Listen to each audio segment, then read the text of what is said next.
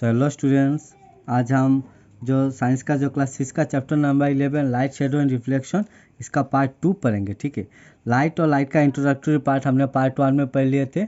अभी shadow and reflection के बारे में पढ़ेंगे। ठीक है, तो पहले देख लेते हैं रिफ्लेक्शन क्या है। Reflection of light, reflection of light ये क्या है उसको थोड़ा जान लेते हैं। से फॉर एग्जांपल, ये आपके पास कोई एक ऑब्जेक्ट है। ठीक है, कोई एक ऑब्जेक्ट का सरफेस है, ये कोई भी एक ऑब्जेक्ट का सरफेस है। ठीक है, लाइट क्या होता है, जब आके एक ऑब्जेक्ट में गिरता है तब जब वो क्या होता है, ओपेक ऑब्जेक्ट होता है, इस तरफ नहीं आ पाता है। ठीक है, तो वो क्या होता है, इधर आके बाउंस करके वापस दूसरे रे के हिसाब से चले जाता है। ठीक है, कोई भी एक रे या फिर रे ऑफ लाइट आके एक सरफेस में गिरता है और इस तरफ नहीं जा पाता है, तो क्या होता है, वो वापस दूसरे डायरेक्शन में चला जाता है। ठीक है, दूसरे डायरेक्शन में चला जाता है, इसको हम लोग रिफ्लेक्शन बोलते हैं। इस जो इमेजिनरी लाइन है नॉर्मल, इसको नॉर्मल पकड़ते हैं। ठीक है, एक चीज़ याद रखो, लाइट आके इधर जो गिरेगा ना, तो इधर में जो एंगल होगा वही सेम एंगल लेके इस तरफ वो रिफ्लेक्ट करके जाएगा। ठीक है, तो इसी को रिफ्लेक्शन बोलते हैं। कोई भी एक ऑब्जेक्ट अगर कोई भी लाइट जब आके ऑब्जेक्ट में गिरता है, वो बाउंस बैक होके चला जाता है, वो दूसरा मीडियम में नहीं आ पाता है, तो उसको हम लोग रिफ्लेक्शन बोलते हैं। ठीक है, इसका क्या लिखेंगे, देखो बाउंसिंग, यही डेफिनेशन लिखने से आप लोग को हो जाएगा। मैं यहाँ पे लिख के दिखा देता हूँ। Bouncing back of A ray of light, bouncing back of A ray of light, of a ray of light when it strikes a boundary, bouncing back of a ray of light when it strikes a boundary of different medium, strikes a boundary of different medium through which it cannot pass, different medium through which it cannot pass,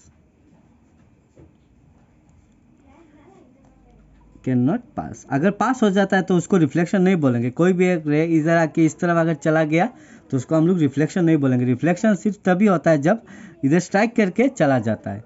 ठीक है, इसी की वजह से हम लोग देख पाते हैं। ठीक है, नॉर्मली हम लोग का प्लेन मिरर होता है ना, प्लेन मिरर यू नो, हमारे घर में जो मिरर होता है ना, वो मिरर में हम लोग अपने आप का चेहरा देख पाते हैं, इजंट इट। वो क्यों, because of this reflection of light.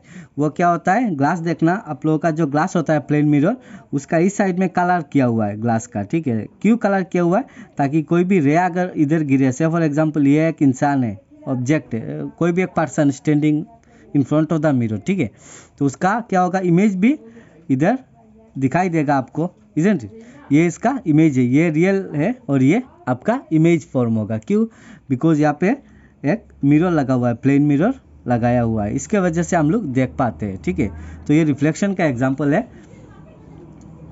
तो एक चीज़ याद रखो, कब हम लोग देख पाते हैं ऑब्जेक्ट को, जब लाइट रिफ्लेक्ट करके हमारे आंखों में आता है। ठीक है, लाइट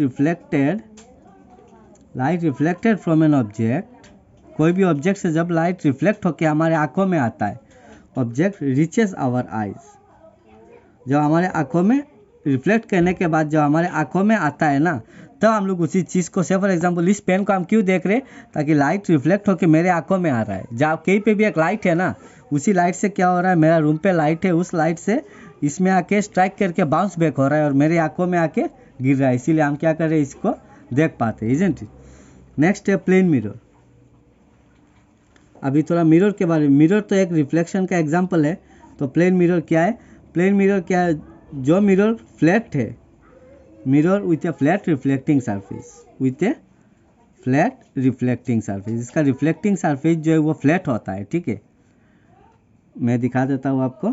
हमारा घर में जो मिरर है देखना, वो एकदम फ्लैट है, स्ट्रेट है, मतलब पूरा फ्लैट है, कोई कार्व नहीं होता है उसमें। ठीक है, इसकी वजह से हम लोग ऑब्जेक्ट को, ऐसा टाइप का मिरर को हम लोग प्लेन मिरर बोलते हैं। ठीक है, जहाँ पे फ्लैट रिफ्लेक्टिंग सरफेस होता है, एकदम फ्लैट। तो अभी अगर सवाल पूछा इमेज कैसा फॉर्म होता है, हाउ इज इमेज फॉर्म, मैं यहाँ पे दिखा देता हूँ। सपोज ये मेरा मिरर है, ध्यान से देखो बच्चों, ये मेरा मिरर है और यहाँ पे एक ऑब्जेक्ट लगाया हुआ है। ठीक है, रखा हुआ है मिरर के सामने एक, ये मेरा प्लेन मिरर है, प्लेन मिरर। ठीक है, ऑब्जेक्ट यहाँ पे है, ऑब्जेक्ट यहाँ पे है, तो ऑब्जेक्ट क्या होगा, ऑब्जेक्ट के हर एक पॉइंट से क्या होगा, लाइट जाएगा, इजंट इट। हर एक ऑब्जेक्ट का हर एक डायरेक्शन में लाइट ट्रेवल करेगा। मैं थोड़ा और करके दिखा देता हूँ। लाइट ट्रेवल करेगा। सपोज मैंने 5 रे दिखाया, ट्रेवल करता है। अभी क्या होगा, ऑब्जेक्ट लाइट जब आके रिफ्लेक्ट करता है यहाँ पे, तो यहाँ पे क्या होगा, वो इस तरफ नहीं जा पाता है लाइट, तो क्या होता है, वो बाउंस बैक होता है। ठीक है, ये भी लाइट बाउंस बैक होगा। अभी बाउंस बैक होने के लिए मैंने बोला था नॉर्मल देने, और नॉर्मल का हिसाब से वो बाउंस बैक होता है। इसका भी ऐसा बाउंस बैक होगा, इस तरफ जाएगा, इस तरफ जाएगा, सिमिलर। ये तो जैसा ही वैसा ही चला जाएगा।